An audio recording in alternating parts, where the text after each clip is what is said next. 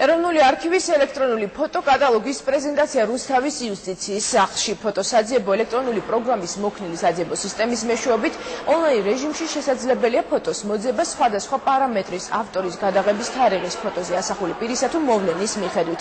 ელექტრონული კატალოგი ეროვნული არქივის პროექტის საქართველოს ფოტო მემკვიდრეობაზე საყოველთაო ხელმისაწვდომობის უზრუნველყოფის ფარგლებში შეიქმნა, რომელიც გაეროს განათლების, მეცნიერებისა და კულტურის ორგანიზაციამ დააფინანსა.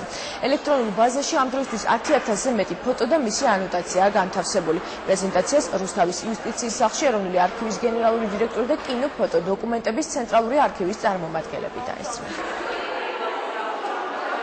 დღეიდან ნებისმიერ დაინტერესებულ პირს საშუალება ექნება, რომ ფოტოკატალოგის მეშვეობით მოიდიოს ის 10,000 ფოტო, რომლის ციფრული ვერსიაც განთავსდა აი ამ საძიებო სისტემაში. ჩვენთან, ასე ვთქვათ, ყველაზე ძველი ფოტომასალა, რაც არის ჩვენ არქივში დაცული, ეს არის 19 საუკუნის 50-იანი წლების მასალები, ეს არის ძირითადად ხედები და თავისთავად არის უნიკალური, იმიტომ რომ არის ძალიან იშვიათი ფოტოები და არის მაგალითად ისეთი ფოტოები, ისეთი შენობების ფოტოები, რომლებიც დღეს აღარ არსებობს. რუსთავის იუსტიციის სახლი ეროვნული არქივის ონლაინ ფოტოსაძიებო სისტემის პრეზენტაციას მასპინძლობს.